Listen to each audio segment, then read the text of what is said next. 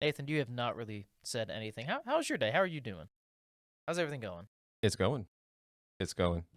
I'm trying to catch up back up on everything that I wrote out, since I probably should have some clue what it is that I wrote. I would You wrote imagine this so. like not very long ago. How could you forget all of it already? It's been a busy week. Uh-huh. Been a very busy week. It's only Tuesday. Been a very busy I'm week. aware. Obviously, your week's probably been busier than mine has been. It has. You didn't do anything half this afternoon. I was fooling with your laptop. We were talking the whole time. Well, yeah. Talking is not. You weren't doing. I was also trying to. It was productive conversation, Okay, but I was- busy's kind of a stretch. I was also dealing with the stupidity that can be OneNote. Oh well, okay. I don't know. that's- My OneNote works great. Yeah, but Maybe that's you of your should own use do. a- That's by your own design. I had a lot more OneNote cleanup to do than I thought I did. Like a lot more. Maybe you should use something that's not a proprietary format. I'm kind of limited when it comes to work machines. Yeah, I was gonna What say a- what an we are Interesting. we are a thought there, Microsoft Matthew. like house, sir. I If mean, it's- we're a Microsoft house too, but most of the documentation is moved out yeah, of we're a OneNote. Microsoft bungalow. Okay, I don't know. House is a stretch at this point. Oh, we upgraded from the shack. Yeah, I think we're a little more than a shack, but bungalow's probably a little more accurate. Also, I just want to throw this out there. The only thing that's worse than OneNote for documentation is a Word document for documentation. I'm just gonna Agreed. throw that one out. Agreed. there. But no. It's easier to format a Word document. And there's more rails to a Word document. It's just text. Exactly. We aren't using images. We don't need to use images. It's just, and then the weird like pasting. I can tell where you pasted stuff in because it's a different like.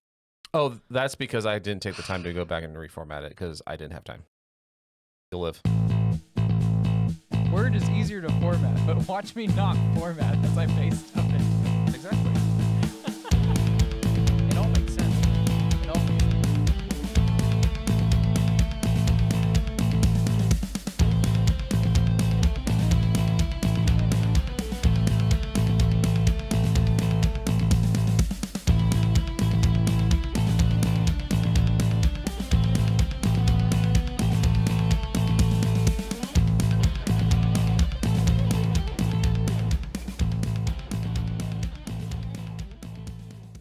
Welcome to Hostility in the Morning Podcast. I'm your host, John, joined you today by Nathan. Matthew.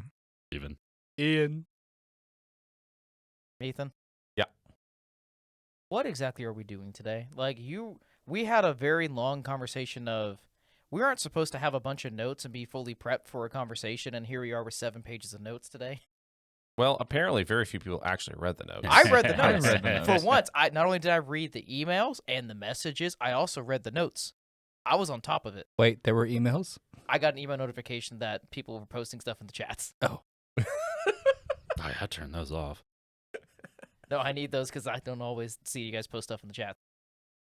No, so, and I also did note that we don't necessarily have to use these. This is just in case no one can come up with anything to say.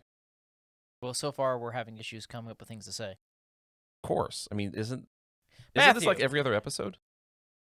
Speaking I mean, of it's like most episodes. speaking of weird formatting and closed solutions, what are we talking about today? We're talking about open source software today. What is open source? What is closed source? What's the difference? And all sorts of stuff like that. And why does it matter? Because And why are we here? And why do we currently even have to have this conversation when we can just easily get rid of all of this and return to Monkey? I mean, that would definitely be the best case scenario. I don't think we're solving questions of the universe today. I don't think that's 42. It's not on the agenda. It's 42. It's 42, yeah. It's how did you botch that, dude? He had one job. Literally one job. So what is open source software? It's a source that's open. I mean, yeah, it's pretty self-explanatory. So, like so, leaving the front door open? Kinda, actually, yes.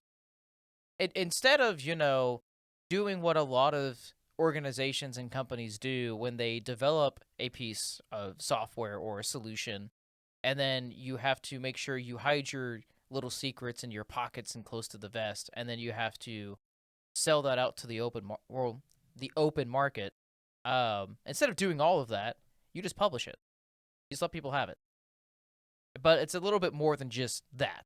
For free? Well, not always for free.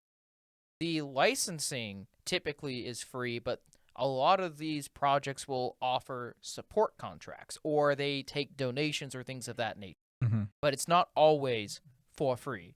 Like, there's a open source project that we currently are utilizing right now, known as Reaper, that is not a free project, but is open source. You can see the entire code, you can compile it, you can do whatever you want with it, and modify it and do whatever you need, but it's not free. You do have to pay for their license access for long-term use. Yeah, there's a way that you pay for it. Well, I mean, if you just keep hitting yeah. that still evaluating button, but we don't recommend it. When- WinRAR, anybody? We're still thinking about Yeah, who it. pays for WinRAR?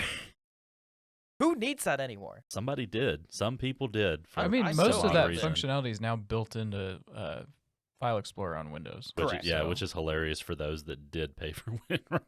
I don't know. I still love 7-zip. I will still use 7-zip till the day I die. What is WinRAR? It was a old school Microsoft Windows product. It's for zip files. It was a software that Microsoft sold for compressing and unzipping files. And you could just sit there and use their free trial perpetually. But some people actually bothered to pay for it, and then 10, 15 years later, Windows just said, forget it, we'll just add it into as Yeah, I base can't remember. functionality in Windows. Was it Windows 8 they finally started baking in, or was that like was somewhere on 8. the end of 7? Probably. I don't it's know. I Probably, don't I think it remember. was 8. I think it was 8 because Windows 7, like, you still had to have something else to compress and decompress files. Okay. So I actually looked into how they were making money a while ago. And they literally came out and said, we don't care if anybody's using it for personal use. If they want to use it for free, whatever, it is what it is. But if we get a detection that anybody's using it for enterprise use, they get the bill. That's fair. That is Then completely you fair. just use 7-zip. That is also completely fair. So, open source. Yes. It's a buzzword. It's a thing. Not really a I would not buzzword. classify that as a buzzword. Yeah. I would, in the sense of, now, buzzword may not be the right description, but it is Not the right definitely description. something that is heavily used in marketing. Well, yes, because inherently when you build a product in this manner for it to be used for all, there's really only two words. It's open source or it's freeware.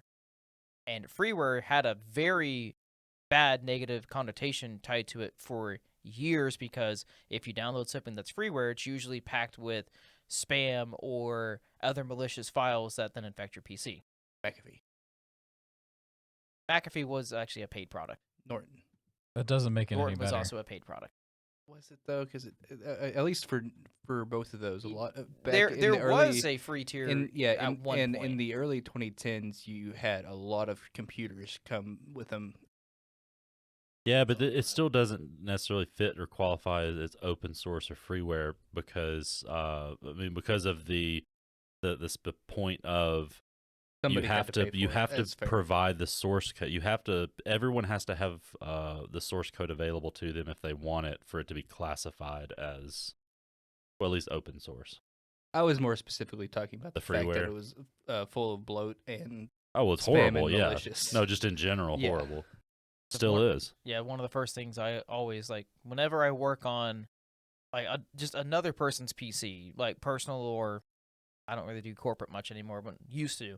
That was one of the first things always to go. If McAfee or Norton or any of those non-proper EDRs or antivirus systems were on there, just get rid of them. Defender even back then was still better. Actually, technically, Microsoft Firewall was also still better than Yeah. what those solutions were. Those Just are horrible. terrible. Anyway, so I do have a question. Because in the majority of my professional business work, I mostly operate under closed source solutions. So if someone like me who works for companies who much prefer closed sourced, license based, full support contract based solutions, what is the benefit of me going towards an open source project or platform?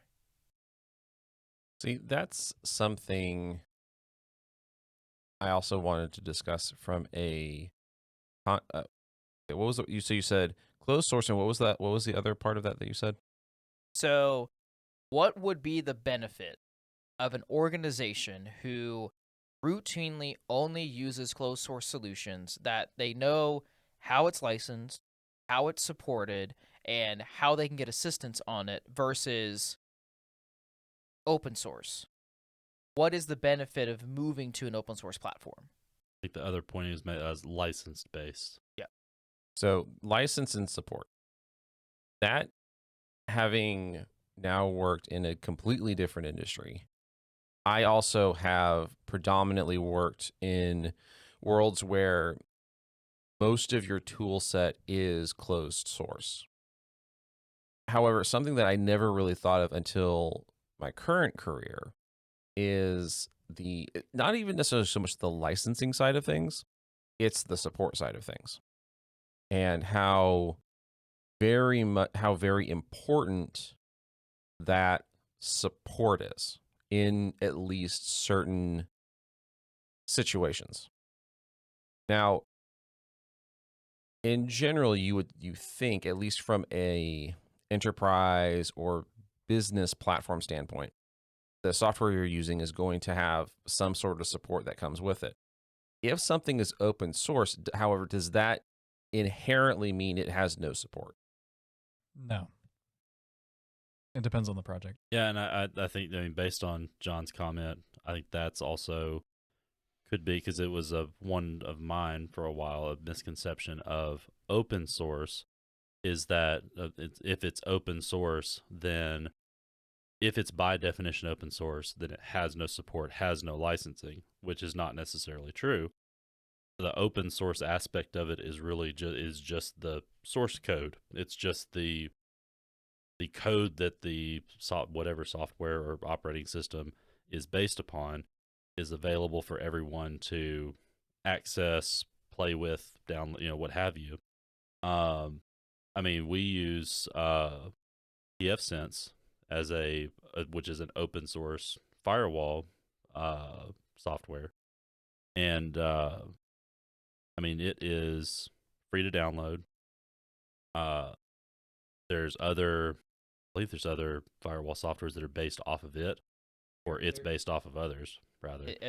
Well, there's different forks from that all this came from. But you can yes. also, this is a unique situation. I'm not generalizing all open source to this, but there's the company that manages the source code itself has devices that they produce and sell. They have service contracts for those devices, and things that you can get. So I mean, licensing and service contracts are present with some open source projects or softwares. That's not necessarily a defining factor. According to these nice little articles that you linked here, Nathan, it would seem that the only thing pertaining to licensing that kind of dictates open source, closed source is really just whether the licensing interferes with anything else or causes issues with other softwares. But yeah, no, it can open source could absolutely have licensing or support. So then, if it can be a derivative based on a current closed source operation, why would I then want to go towards an open source based platform?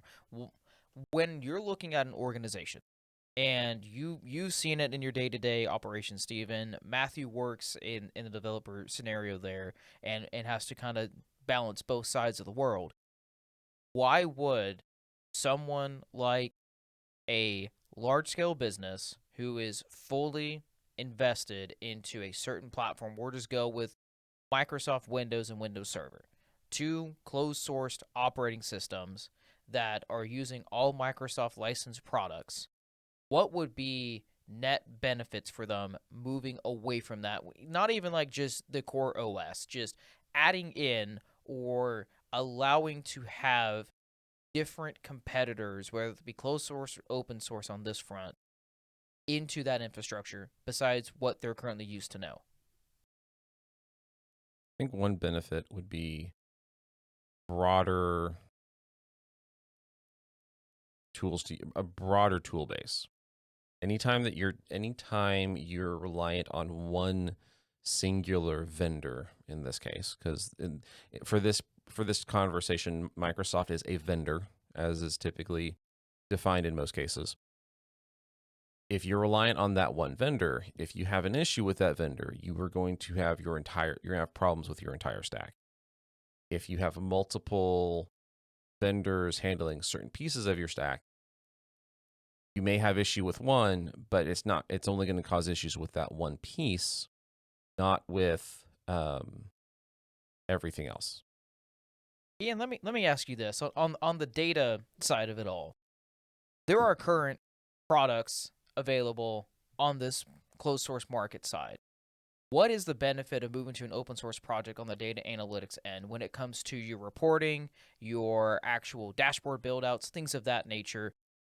What is the net benefit of moving away from, I don't even know, of going from like Microsoft SQL to a MySQL or anything of that nature, where you're moving from something that is a set standard to a new open source platform, or not even new, just new to us? What is kind of the pros and cons to all this? Because from my perspective, when it comes to the professional business side, on the devil's advocate end, there's a lot of benefit and a lot of security that we get of knowing this project that we're buying into, we know for a fact this is where its cost is. We typically have a roadmap of where it's leading to, and we know we typically have a support that we can rely on. Even though that support may be garbage, we at least have someone we can go and yell at. Those are very important for most businesses. What kind of offerings or benefits do you get on the data analytics side that can compete with what we currently have on our offering? I would say customization and data security are the two biggest things that come to mind at first. Customization being open source, you can design tools around them. So you said MySQL. You can take MySQL and put it into your own custom UI, or have the data feed into your own custom UI or in-house visualization software if you chose to create it, something like that. Data security, because if you're looking at it from that perspective, you're hosting everything in-house. Your data is not going out into the world, touching a random cloud server, where, yeah, it might be more secure. You might technically have a better idea of what your month-to-month cost is going to be. But, if you got this extremely sensitive or proprietary data that you're working with that you don't want leaving your premises, that would be the second big one. Let me ask you this. Do you currently use any open source projects currently at either your day-to-day operations that you have professionally or anything that you do personally right now? No, I don't. And is there any project that at least pique your interest, something you might be able to look into implementing in the near future? Actually, I was whenever we had these questions pop up, I was thinking about this, and I realized everything that I use is closed source. Tableau, Power BI, Salesforce's CRMA, all of it is all proprietary, and you have to pay. Technically, you don't have to pay for Power BI's use, but if you actually want functionality from it, you do. But I was looking into it, and there's two that caught my eye. One was called Snowplow. It's a full stack visualization software that looks like it could be really cool. It's gives you complete ownership of your infrastructure, or your data infrastructure, and allows greater views into the granularity of the data. So I'll probably end up looking into that one some more. And then another one is called Wasabi by Intuit. This one is heavily API driven, and is used as an A/B testing platform. Basically, just means you're not going to be doing any visualization. This is purely for testing data quality, essentially. But What flexibility would those then give you in your current operations if you did start implementing those into your workflow?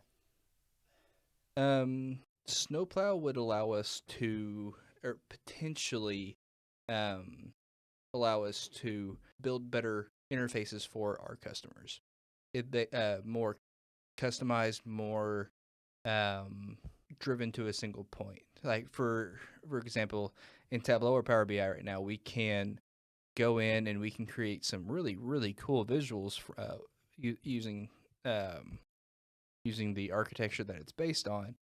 But both of them have their limitations. There's a lot of things that I can't do that I think I might be able to with Snowplow, and potentially could be valuable to a customer. From a purely ignorant standpoint, because I've never even seen the workflow of like what you do and those softwares and stuff. I don't really know how they work. But when you say you're limited with those two, the main ones that you use, the visuals that you can present with it, is that like, Microsoft PowerPoint? It has all of its tools to make cool little transitions, and it uses like borders and stuff. Well, I'd say most would say a good 60-70% of all PowerPoints pretty much look the same, because most people use the same. Is it kind of along in that same vein of presenting data, or the presentations that it allows you on those two platforms? And then you could do more possibly with this open source software. So I know what you're saying, and kind of, but it's more the interaction for the end user and the data. Okay. That's the big thing. So it's not so much like pure visuals, like pretties. It's actual interaction with the data. Both Power BI and Tableau do a great job of being able to make the data look pretty, but it's the level of interaction that you can have with the data that becomes difficult. For example, Power BI issue I ran into relatively recently, something that shouldn't be an issue, is that based on a filter that you selected within the data set, can't show or hide a table. Oh. Yeah. Okay. So if you want to be able to do that, you have to go through this really, really wonky workaround to do it. Okay, I see what you're saying. Yeah, that seems like a pretty intuitive, straightforward thing Mm-hmm. that you'd want to be able to do to like drill down and filter, to like important data within the data. Mm-hmm. Yeah. So let's say we were looking at some census data, and within the dashboard that we were looking at, you maybe want to have some KPIs, some key numbers at the top to show specific stuff, or like number of people in the United States, and then number of employed people versus unemployed percentage, something like that. It's just several general numbers at the top, but then the rest of the dashboard is blank, but you want it to be filled as you are filtering. So you want to say, okay, now I want data from California, and I only want to see the census data for a region of California. Well, once you filtered that, you would be able to show a table or a visual or something that could just pull all that up right there and then. Now, you don't have to do it this way. This is just the first thing that came out to my mind. But basically, you had nothing, and now you have something. You can't do that. What you would have to do is either set a generic shape that has a solid color the same as your background, and then once a filter is selected, make it disappear to then quote unquote show the table that is actually there, just hidden. Now that Wait, makes perfect sense. So wait, it's the old like I want to remove this part of a picture that I put in MS Paint, so I just get a big white block and put it over that little section Yeah, in that's Paint, exactly and what that's it is. deleting. I love Wow, it. wow, that's That's okay. so good. But you're saying, like, from what you've read, Snowplow seems to have a little more functionality where that can be done at least more intuitively. At the very least, I can add it in. Interesting. So you at least will get some net benefit when it comes to the reports and dashboards and everything that you currently build out, because you now have a little bit more flexibility in the data you're allowed to manipulate. But would Yep. Snowplow have a support team that you could call if Snowplow broke magnificently? Again, I have just started looking into this, so I am not Unacceptable. qualified to answer that. Unacceptable. So that is You one of should those be where you have 100% to educated on you this have to by do a now. little bit additional research and checking and Oh validating. yeah, before I you would. do that. I would have to do significant research into this Well, before I brought it before any of our customers. going into that end of those who have done a significant research into open source projects, Nathan, Matthew, you guys seem to have been the most wide adopters of open source in your current day-to-day workflows, operations, things of that nature. I kind of want to open the floor to both of you and just kind of ask why. What was your reasonings behind being such proponents for this, or at least interested in that area where you've actually looked into these types of projects and adopted them into your current lives? Why? Well, for me, it's not to take a step back, right? There's open source software, which at the end of the day really only affects whoever's developing it or developing with it. The average end user isn't really going to notice the difference outside of like what we've already talked about with support contracts and stuff like that. But on a personal level, like individual users, if you're not worried about having support or anything like that, doesn't really make a difference. So, for example, like Obsidian, that's kind of the popular note-taking application. That is a closed source application with a very robust plugin ecosystem. So there are options to configure it, and that's kind of what makes it popular. The thing about that is that a lot of people seem to mistake configurable software with open source software, and there's a significant difference there. So on the note-taking side of things, if you want an actual open source alternative to Obsidian, then Joplin would be a good, at least in my experience with this. Can you elaborate a little bit on the difference between then what would make a software closed source versus something that's open source? Just a little. I know we kind of covered you can see the source code and there's some licensing differences, but is there anything else that would make something open source versus closed source? I mean, open source, the main thing is the availability of the source code. Regardless of the license that it has, the availability of the source code is the main thing that would make it open source. Now, whether or not you're allowed to do something with that open source code, that's up for debate, and that's dependent on the license that the given project, application, what have you, uses.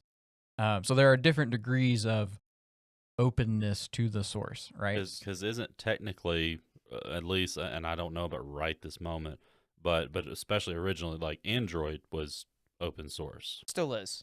and like Chromium, like that, the Yes. base for Chrome is open source. Yeah, like Chrome, if I understand it right, Chrome runs on the Linux kernel, so it's there's decent chunks of it that are open source. So like some more popular, in quotation marks, open source pieces of software. VS Code is technically open source, but the binaries that are shipped, the actual application that the end user runs, they tack on a lot of stuff to it that is not available in the open source repositories. What is VS Code? VS Code is Visual Studio Code. That is Microsoft's kind of flagship basic code editor. So if you're writing programs, you would use it. Yes. What do you mean basic? Notepad is the basic code editor, sir. He's got a point. And if you want to take a step up from that, Notepad++. Notepad++, or Get just outta here. get it into The look on Matthew's face is priceless. Now I can't judge too much because I store it in PowerShell. It's fine. just the edit other right in there. day, I don't remember what it was, but if I just need to open like a quick config file or something like that, Notepad works pretty well. Or if I just need to paste something in as like a scratchpad and intermediary, Notepad works pretty well. Now I use like Emacs and NeoVim on a daily basis, so I can be like full-fledged 100% free over here. So what are those? though? Those are true blue open source projects. Those are some of the original long-lasting open source projects. Emacs came out of the late 70s, thanks to Richard Stallman, who is the open source guru. I'm not as much of a freak as he is, and I think that's a good thing. But NeoVim came out of the 80s, and it was born out of the VI editor, which came out of, I think, around the same time as Emacs. Like, they both. I've only had one experience with Vim. It was a very short experience, and it was a very miserable one. Were you able to quit Vim? I think that was about 60% of the time that I spent with Vim was trying to close the daggum So thing. I think, and we can come back to this conversation because I can go on and on about how amazing Vim is. And then Emacs using Vim key bindings. Emacs key bindings on their own are just garbage. And I will probably offend a lot of people saying that, but I stand by that statement. Emacs key bindings on their own don't make any sense to me. Where was I? Open source versus closed source. VS Code. Where did we end up before I got derailed? Notepad++, which I Notepad++. absolutely love. Just use VS Code at that point. Why would you use Notepad? What's the point of using Because I can Notepad? save it as a basic text. Much You easier. can save it as Much .txt. easier. You can save it as whatever extension you feel like in VS Code. It doesn't have to be also .txt. isn't as bloated. You also can't get fun little Easter eggs in VS Code. So if you're worried about bloat, then just use Vim or NeoVim, because that's even less bloated than no, Notepad. I don't want to be stuck for 6 hours trying to quit it. Learn your tools, and that's another conversation, is learning your tools. But yeah, I don't know. For me, the big thing is configurable software. That's why I go the open source route, because by and large, open source software, they make it configurable on purpose, and not from I can go in and edit the source code and recompile it and then package my own binaries and stuff like that. But they have it set up so that you can, in one way or another, take steps to configure it. So like Emacs, for example, the entire thing is built using Emacs Lisp.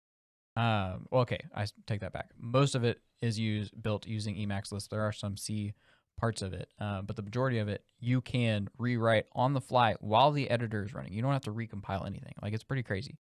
And then Vim and NeoVim, Vim has VimScript, so you can use that to like set up your configuration and reprogram parts of it. And then NeoVim is similar, and it can be anything as simple as just setting different options in a text file to writing out functions to run to do things. Can you build your own framework within it, though, to be able to not automate, but pretty much have a basic logic function follow a set path down your methodology, depending on what function you're needing that solution to operate under?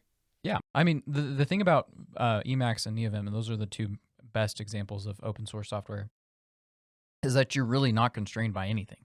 And not from you have the source so you can go edit the source and then do what you want with it and recompile it, but from just running the application as it was, in quotation marks, intended, you can, like, the sky's the limit. It's crazy what you can do. But is it still the same analogy like what C++ is, that, yeah, you can do a lot with it, but it's like handing a monkey a shotgun. It can either do some really amazing things or it can cause a lot of destruction rather fast. I mean, Only it until depends it runs on out of ammo. It depends on how you use it, but it's a lot simpler. Like NeoVim uses Lua as the scripting language, and it's a much friendlier language. Now I only know Python, so I don't know what you're talking about. You can use Python to configure it if you want to. I think there's ways that you can do that. I use Fennel, which is a Lisp dialect that compiles to Lua, but that's a whole other conversation there. I have so many rabbit holes that I could jump down right now. Well, if it's not shell script, I don't care about it. Not to take too far a step back from that, but this was a thought that I had as you were describing some of that stuff. From an average Joe standpoint, and what little exposure someone might have to, who's not even in an office environment that gets exposed to technologies forced on them, from their company. I mean, you have the ongoing debate of Android phone, fill in the blank, versus iPhone. I feel like I know it was the thing that drew me to it. The thing that drew a lot of people to Android phones in general was the fact that, at least the rule of thumb that I grew up with, was that iPhones have always been, they're configurable, they're customizable, but not really. Yeah. You are very, very much constrained within What Apple what Apple allows you to think is like, configure. this is Yeah. the device we give you. We gave it this very limited functionality and configurability because we believe this is the right way, and you either conform or don't. Android's just like, here, we give you this base platform that has all these different flavors based on what brand you get. You can select the brand that has the flavor you like, and then from there you can customize it mostly however you want. It has, like what you're talking about, the thing you like is you can So the configurability. configure it Yeah. and build it however you Like want. actual configurability, not Everywhere just from a predetermined set of options. everywhere from functionality to appearance as well. Like you have that freedom to configure. I know that's what drew me to it, because I like the fact, I mean, it took Apple forever to implement, like, where you can make folders on the page, and I'd put apps in folders. That was like an original thing on Android, wasn't it? Where you could like reconfigure, like just have the different pages and configure it the way you wanted to. I mean, that's a very, very folders, simple If we're talking example of about that. folders on iOS, that's been around since at least iOS 4. I wouldn't be surprised if it was in iOS 3. I go back all the way to the beginning, buddy. In the beginning of time. Well, like on that nature of that iPhone Android, like the one great thing that I've always appreciated on the iPhone, on the Android side, not the iPhone. iPhone, you had to jailbreak and do those weird stuff to kind of get things really kind of configured the way I would prefer them. The end of that era is a very sad time. Yes. Which this end of this era is also kind of coming to a close as well, of unlock bootloaders on Android devices where you can run custom firmware Mhm. against it, where you could have, like, if you wanted the true blue Google experience of how they built Android natively, you either were limited in buying one of their devices, or you had to have an unlock bootloader where you can then flash that firmware directly to it and then run it. That has become such a more prominent problem that I have seen, whereas the longer this Android ecosystem has existed, the less customization I'm actually seeing happen to it across the board. You're not getting as many of the, like, Cyanogen mod or a few of the other, like, very popular early day custom firmwares that you can just put on any old Android device that you could have picked up at the store and go to the races with it. Now it's becoming more of that iPhone ecosystem that Apple has built, where you're buying just a flavor. Whichever flavor of Android you prefer, you go to that brand and you buy that brand. And then you're locked into whatever ecosystem that you have on there, or whatever's available on the Android store, or what you can sideload to then do your customization against that. The best One UI. I don't Is that mind the One UI. Samsung one? That's the Yeah. Samsung. Oh my god. Samsung is the worst. It's better than TouchWiz. The worst of the worst when I it comes like to Android. TouchWiz. TouchWiz was Did we not have this great. conversation on a different I episode? think we did. I'm getting We deja briefly- vu here. Samsung is It's I- been had at least briefly at some point. I do like One UI. It is, for my taste, pretty streamlined. stock well enough. Android. That's just stock Android and then add whatever apps you want to it. I don't understand why anybody likes what Samsung tries to tack on top of that. No, the excessive Samsung app. Yeah, no, that part. Don't get me wrong. Like I do having- agree, but like having to sort through the Samsung apps that come on it, the Mhm. AT&T apps that come on it, and then all the Google apps that come on it. Which Mhm. I mean, I do use some of the Google because I have Gmail and all that. But like, yeah, having it all just lumped in there from day one and having to sort through, it's like, okay, and not being able to uninstall most of it. It's like, okay, come on, guys, like, can we not? You can at least disable them now. You can't. Yeah, You can. You can't do that. Another point that I wanted to kind of touch on was as y'all were talking about some of the points earlier on, is back to, well, really kind of bringing it back to the workplace and the scenario of the possible scenario of most workplaces right now. Still, one of the largest percentages are just Windows environments. That's just there. That's a thing. I would say, in what I've seen in the past, the past 5 years, Macs in just regular small business environments are really making a dent in that. But One thing that I can see as a consideration for if you're asking the question of why not more Linux operating systems in the workplace, why not more open source? Because I mean, that doesn't just apply to workstation operating systems. There are plenty of Linux server operating systems, and there are plenty of data centers and stuff that run those.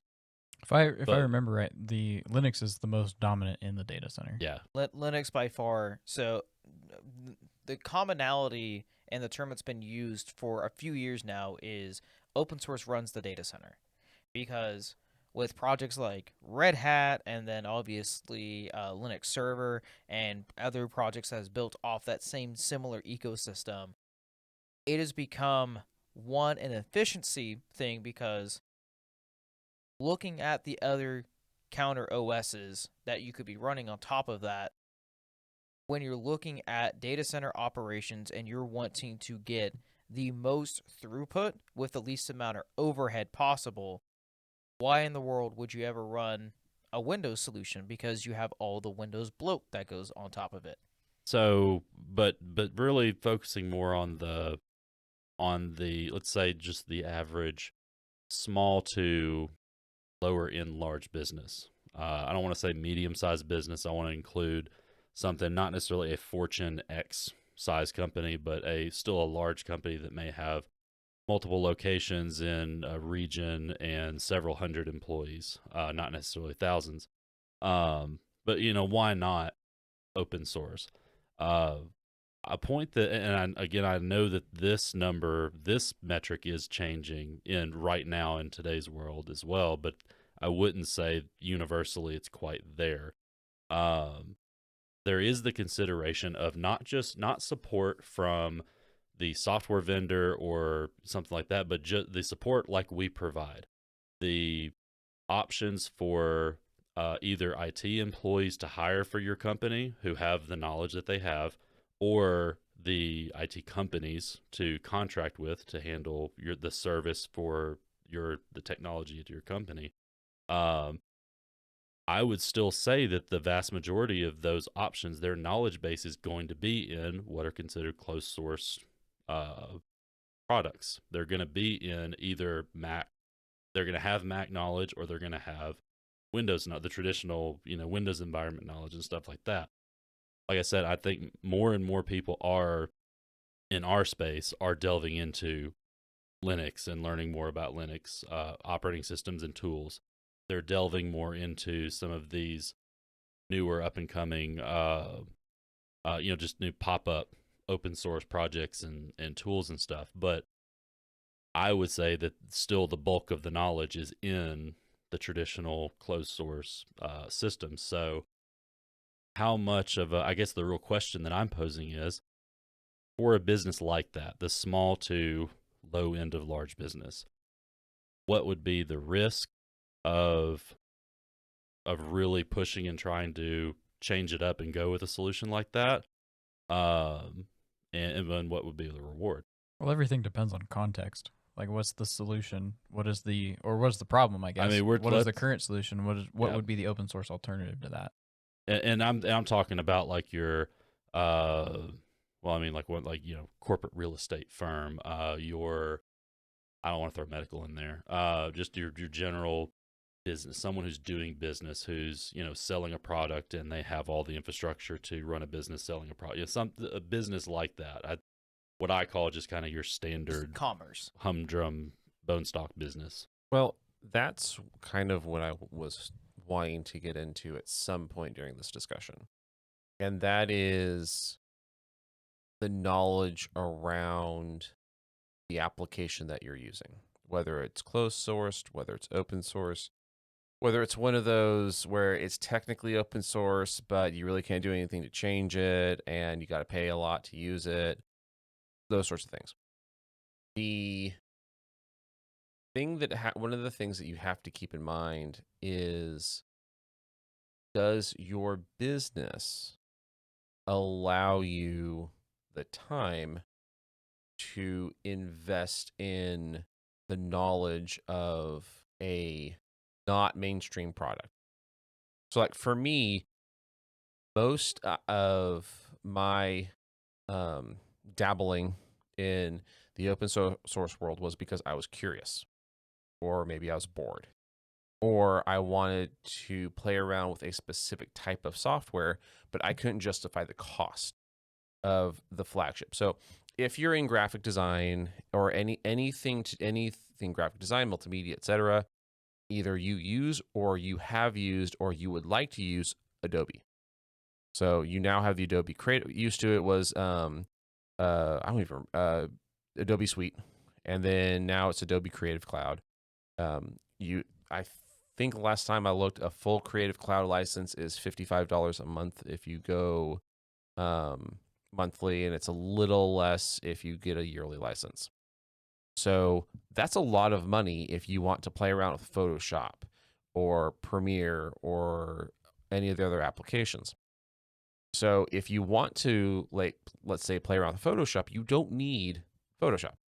You can go download GIMP, which is a very well-known open source project, and it has a lot of the same features as Photoshop. So you can go play around with that. We're currently testing, like this particular recording, we're not really using it too much, but we're testing out using, what was the program name again? Reaper, which I do have to make a small concession on that. I was wrong. It is actually not open source. It is closed source, but it very much is teetering on the sniffing of it's open source, because it technically doesn't have a direct support. It is community driven, highly customizable, but it is not, the source code is not openly available for you to have. Now, granted, anything is open source if you try hard enough. Like if That you're good is at true. reverse engineering and all that. Is it Reverse legal or engineering not? knowing how to decompile, yes. Yeah. There are things you can do, but that small concession there, that's my mistake. I honestly thought it was open source, but no, Reaper is a closed source solution. But Audacity is an alternative that Audacity is is fully open open source. source. You want to know what else is open source? What is that? Notepad++. So The glare from Matthew right now is amazing.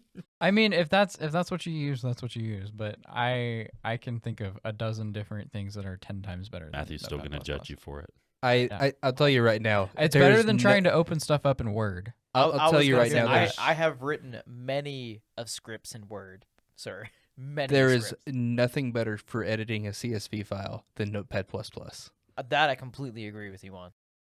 I vehemently disagree. I can would love show to- you what's better to edit a CSV file, but What, Excel? Excel? Yeah, Excel. No. I'm not No. going to wait for 10 minutes for my 500,000 lines. What about No, the it won't even take 10 minutes because it just won't load. what about That's the fair. document component of LibreOffice? I mean, LibreOffice would be a good alternative for Microsoft 365 for sure. I'm not gonna lie. I mean, it's been a while since I've used it. LibreOffice is not bad. What was the other alternative to LibreOffice? There was another like one. Was it OpenOffice. OpenOffice. Yeah. It's thank you. better than the. I'll just say this outright. LibreOffice, 10 out of 10 compared to Apple's suite of nonsense that they provide. With their own I will take the proprietary LibreOffice formats, yeah. apps every day over Keynote 100%. and all that mess. Ian's raising his hand. I have no idea what this is. You don't know what LibreOffice is? LibreOffice? I've not. It's I've literally never heard of it. Linux Office. Take Microsoft yeah. Office and it's the Linux version. Oh, It's interesting. very, very similar. It's It's laid great. out similar. It works similar. it's yeah. so much faster. It's Oh, I have Significantly no faster. doubt about that. It looks at least. So I used it back in. Oh God. They just had a UI refresh. Like did they? within the last year. I think. I'm curious. I Yeah. want to go. I'm gonna go look It at looks it. a lot better than it used to. I believe it was 2000 and. Oh God. Was it before the 2010s? No. Okay, because they had a big I one wanna say early on in the 2010s, and then they Last had another big time. UI refresh. Last time I last probably year. saw it was like 2016 or 17 maybe. Okay, I think I started. I dabbled initially in maybe 2014, 15. At that time, it was very Office 2010ish. like if you just need a free version of Office, Yeah, great. and that's exactly what, No, what use I kind of got WordPad, into it with. which is now dead technically. Hey, you stop. You just stop. WordPad right now. is actually awful. I'm WordPad gonna- is terrible. I'm gonna need you to not.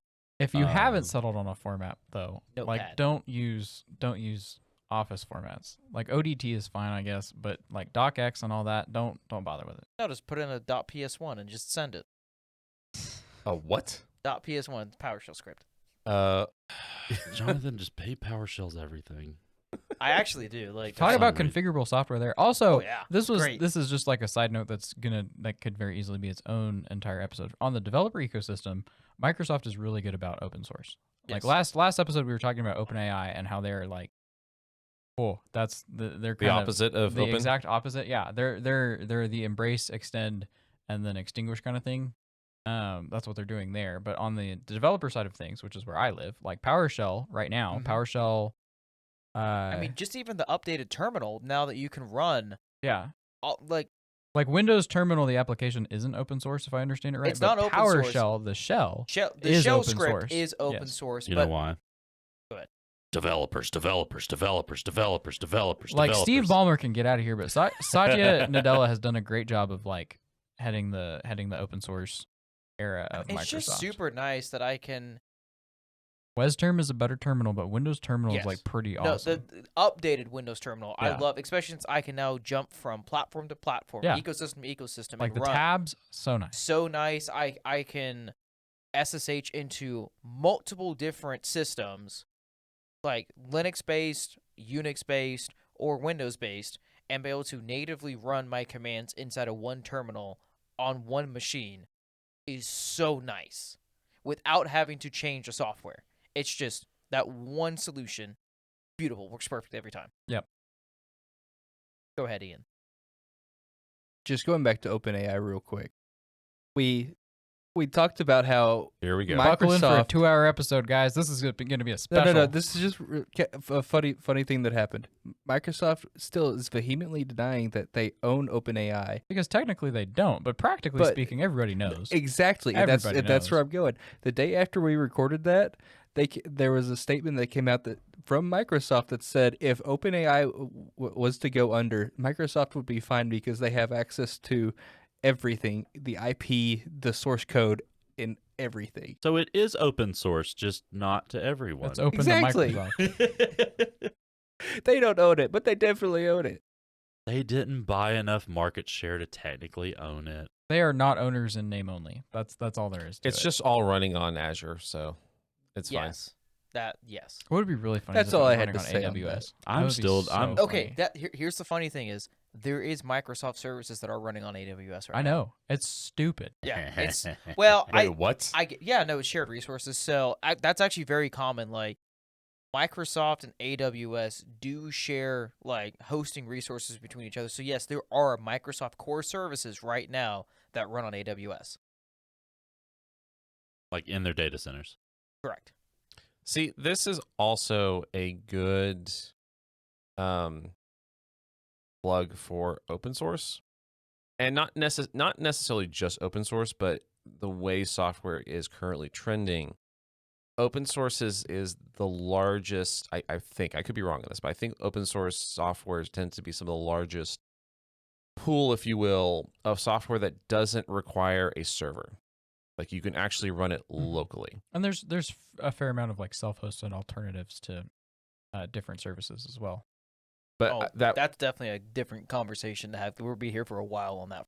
and because in the case of like LibreOffice, part of the reason I think it is so much faster than Office is that it doesn't do any of the things Microsoft has it do on the back end. Doesn't have anywhere to phone home. Well, but okay, but that's just to clarify. I mean, the Office now is not the same as Office. Even when I was looking, into LibreOffice, I mean that was pre 365. You're referring to Office 365, Office as it is now hosted via 365. I mean, I'm not saying that you wouldn't be wrong, still, if in this scenario, but apples to apples in that case would be a installed copy of Microsoft Office 2019 Pro Plus versus LibreOffice, not Office 365 apps versus. I mean, yes, you could compare those, but I mean, LibreOffice is the equivalent of a purchased box copy of Office, not 365. It would be interesting, and I'm actually a little curious to see what a drag race between. That would be interesting. Yes. I would actually still say LibreOffice is probably and going to be I wouldn't faster disagree still. on that point. I was just as a clarification, like there is a more significant difference between the Office you're referring to versus Libre. I know how we can drag race this. Oh, We need to dip into We make Matthew write a documentation article even better in than the this. word processor of both platforms. It's even better than that. We need to go and get the Excel speedrunners, and we need to have them build a competition outside of or using both platforms. the who? Excel speedrunning. What, you don't know about Do you this? not? You have no What? idea what Excel speedrunning is. What's Excel sport. speedrunning? Literally Excel a is sport. a sport. Yes. It's an e-sport. It's an Excel sport. There is literally a Excellent E-sport pun with a there. capital world E. champion Excel user. What? How? How? It's all speed based. They get a problem and they have to solve the problem. The fastest one to do it wins. And how long does it typically take to solve these problems? I Depends. think the finals for the last one lasted like 2.5 hours or something like that. What? Yeah. Yeah. Good grief! I'm surprised you Ooh, did not can you know imagine about if they this. did that with Photoshop? Oh my god, they couldn't because it would crash too often. So true. So fair. They can't do anything Adobe. It would crash too Yes. often. Why do just in general, this is a very generalized across the board, why do Adobe apps take so freaking long to install? Because they have no I competitor. installed Adobe Acrobat Reader today. Don't use Adobe Acrobat Reader. I don't understand anybody that Why? uses Adobe Acrobat Well, Reader. it does the PDFs. You can open the PDF in literally any browser. Why would you open it in Adobe? Okay. Everybody already has a browser. You're not going to like this answer, and I'm not fully Is just. this for editing PDFs? I'm not just. So if you're not even editing no. a PDF, just I- open it in the browser. Hear me out. Listening. I'm not justifying this. This is not my opinion. Mhm. This is a reality we have to live with on a daily basis. It's literally because when a user opens their file explorer Mm-hmm. and goes to their scans folder where all the PDFs are, or their downloads folder, those are the two places where those live, obviously. Where else would you store them? If the icon or the file Doesn't look like the doesn't Adobe look icon. like an Adobe icon, and if it doesn't say .pdf out to the side, It will they still can't. have No, the they can't file function. extension. They can't function. I know exactly. What you're That is talking about, literally yeah. the scenario that I dealt with today, I know exactly what. You're and talking I've about. dealt with. I mean that is just the reality that we live in, and I'm not saying it's right. I'm absolutely remember not, because you're right. Because I agree with Yeah. you. Like, yes, you can open PDFs and a whole slew of things. However, your average user, if that icon does not look just right, they cannot do their Mhm. job. And I know that blows your mind. No, it doesn't, it's because the I'm having flashbacks to the help desk now. And I didn't need that. I can't today, imagine why you got out of help desk. It seemed like such a great place. It is a miracle that I only had to be at the help desk for like 6 months. Lucky it It wasn't duck. long You enough. lucky You should have been there Yeah. longer. You definitely didn't have your spirit ground down just It enough. was You it still- was the just enough. But now I still have to deal with users on that same level. I just have to Yeah. explain far more technical things to them, Ah. which is not as fun because So the users didn't graduate with me. Yeah. Like the users didn't just become more knowledgeable as I have become more knowledgeable. They're still the same Oh yeah, users. yeah. I They just never have will. to explain more technical things to Correct. them, which is just in some respects it can be worse, but I think the only saving grace is I don't have to explain as much, if that makes sense. The saving grace is as you grow in your knowledge and as you grow, you will grow in your position within your field. And the farther up you go, the less you have to deal with. Yes, you start hiding behind that Eventually. curtain more and more, and it's Well, amazing. Eventually, you ascend you work beyond in the your- curtain, beyond the access of the users. If you work in your typical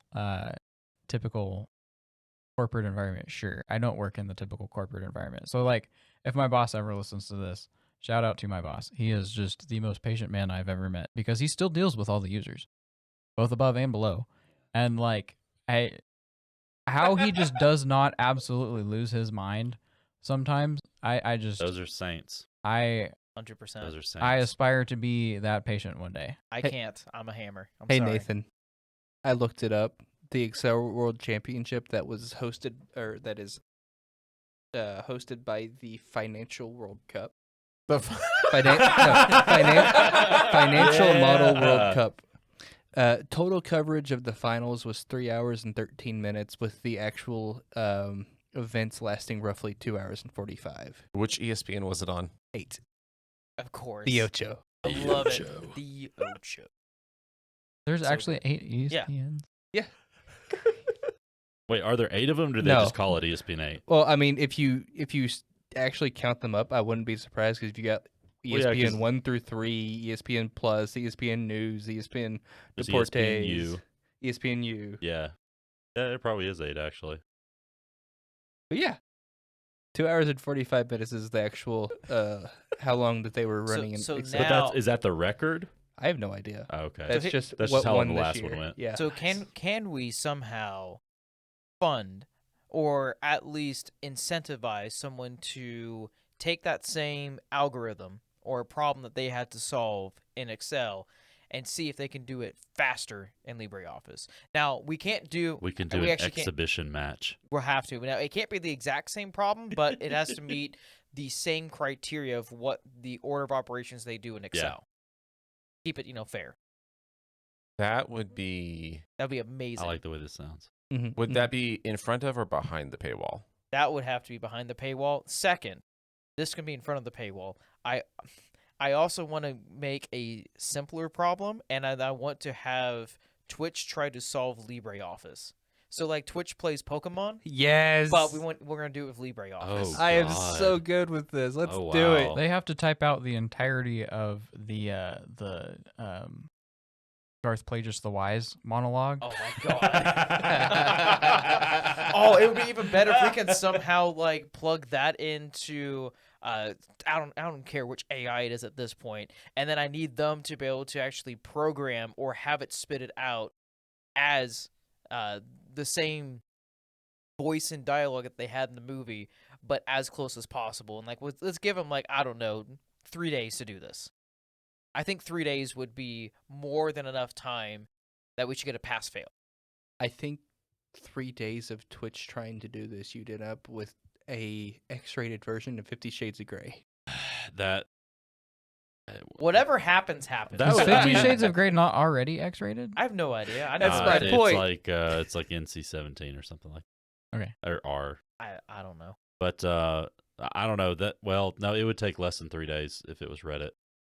Yeah, it'd probably take 3 days for Okay, Twitch. okay, no, okay. no, Reddit, it'd that be is 3 that, no, hours. that's totally dependent on which subreddit you 4chan. post that But if to. it's, I was Oh, gonna no, say, you stop. if You it's stop like that Reddit right takes now. a day, how long? How Nope. many hours does it take 4chan to do it? Like that's Nope. That's the Ooh, question. Y'all if we quit that post it right to now. X, it might get done relatively soonish.